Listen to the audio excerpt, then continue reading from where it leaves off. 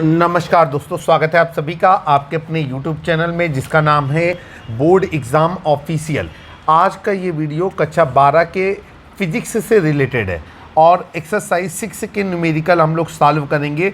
Exercise 6 का नाम है विद्युत चुंबकीय प्रेरण, अंग्रेजी में इसे बोलते हैं इलेक्ट्रोमैग्नेटिक इंडक्शन। आइए आपको बताना चाहते हैं कि ये NCERT बेस्ड पुस्तक है जो लेटेस्ट एडिशन हम आपके लिए लेकर के आए हैं। यहाँ पर हम लोगों ने लिखा है NCERT फिजिक्स। ठीक, अब यहाँ पर समय व्यर्थ न करते हुए सीधे चलेंगे क्वेश्चन नंबर 1 की ओर। अगर आप अन्य एक्सरसाइज के हल चाहते हैं तो आप हमारे वीडियो सेक्शन या प्ले लिस्ट पर जा कर के हल को प्राप्त कर सकते हैं।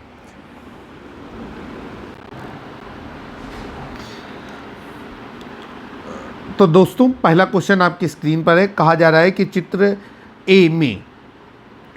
चित्र में ए से एफ तक वर्णित स्थितियों के लिए प्रेरित धारा की दिशा की प्रागुक्ति अर्थात प्रिडिक्ट कीजिए।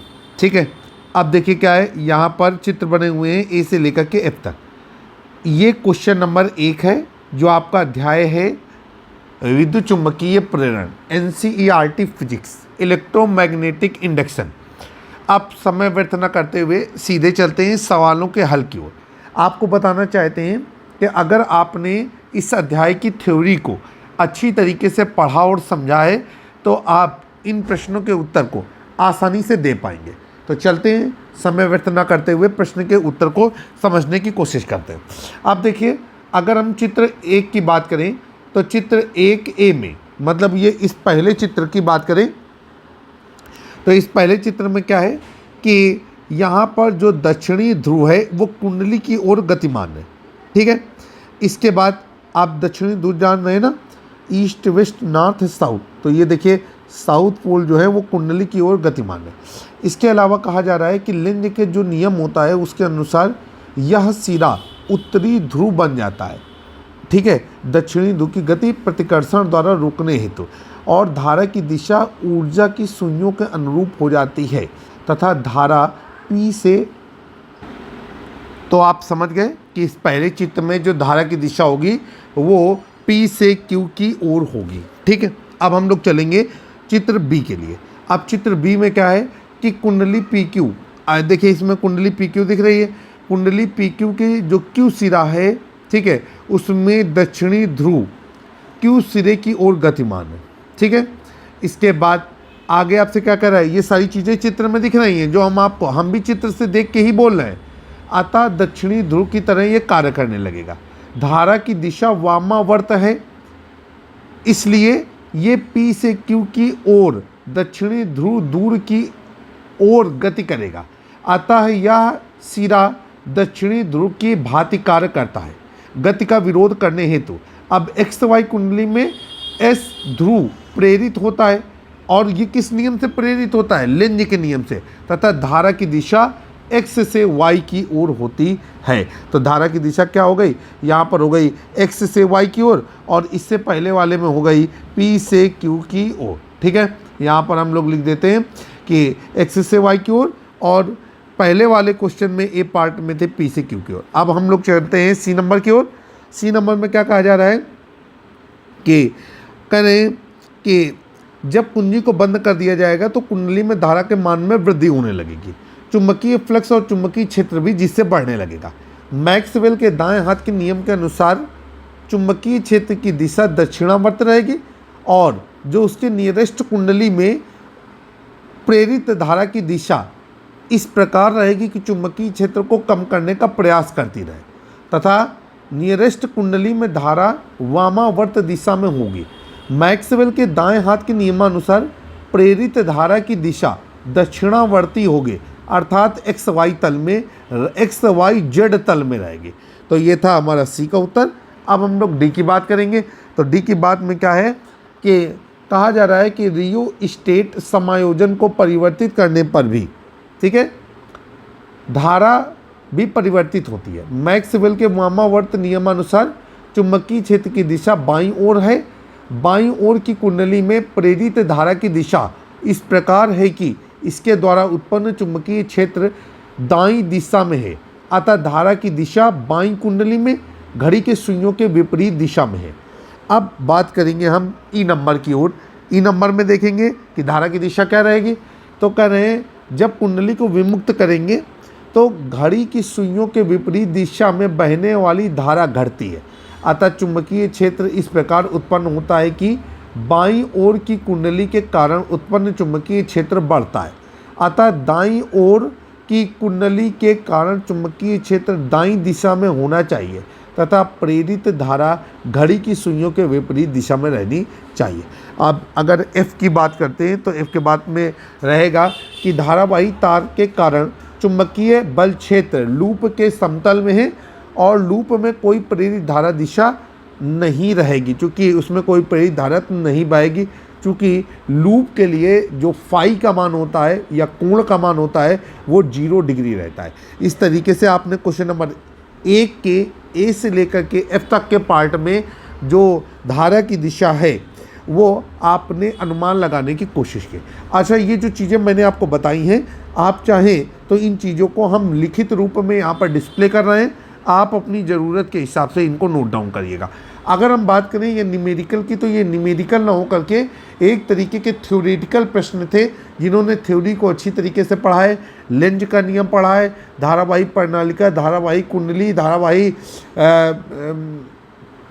तार और चुंबकीय फ्लक्स, चुंबकीय क्षेत्र के बारे में बेहतर तरीके से जानकारी रखते हैं, वो इन प्रश्नों के हल को चुटकियों से सॉल्व कर लेंगे। ठीक है, आइए अब इनके हल को हम यहाँ पर डिस्प्ले करने की कोशिश करते हैं।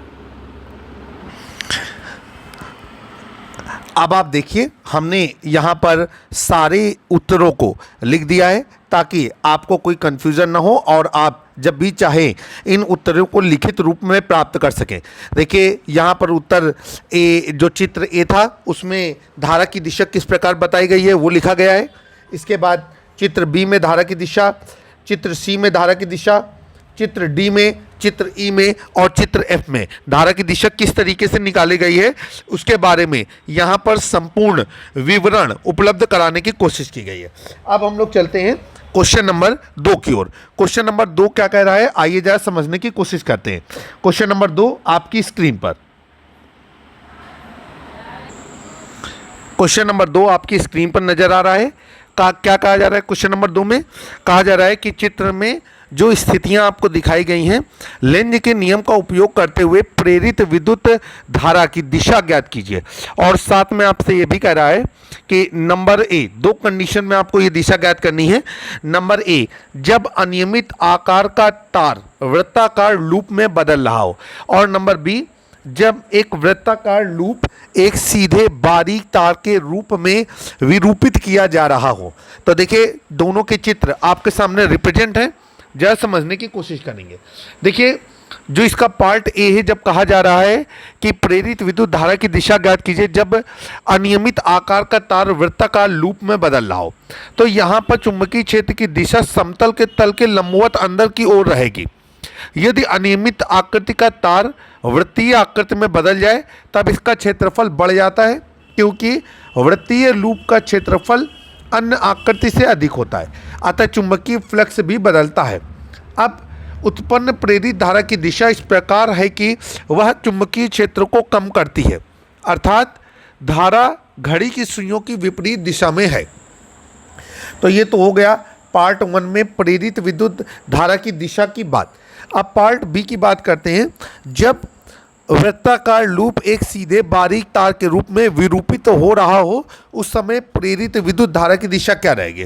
तो जब वृत्तीय लूप सीधे तार में विरूपित होता है तब इससे संबद्ध चुंबकीय क्षेत्र भी घटता है और फ्लक्स परिवर्तन के कारण उत्पन्न प्रेरित धारा फ्लक्स परिवर्तन की कमी का विरोध करती है, अतः यह प्रेरित धारा दक्षिणावर्त दिशा में प्रवाहित होती है। अर्थात चित्र के अनुसार A dash, B dash, C dash, D dash, ठीक फिर से देखेंगे, A dash, D dash, C dash, B dash, A dash के अनुदिश तथा उत्पन्न चुंबकीय क्षेत्र समतल के बाहर की ओर प्रेरित धारा की दिशा रहेगी।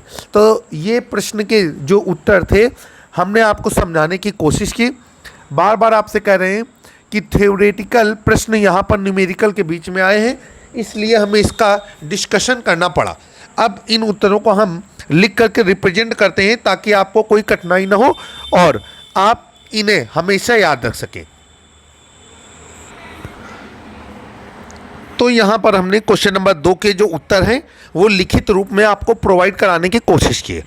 आशा करते हैं कि ये लिखित रूप में उत्तर आपको अच्छी तरीके से समझ में आएंगे। ठीक है, और आज के वीडियो में सिर्फ हम 2 प्रश्नों की ही बात करेंगे। जल्द ही हम वैद्युत चुंबकीय प्रेरण के न्यूमेरिकल संबंधी अन्य वीडियो लेकर के आएंगे।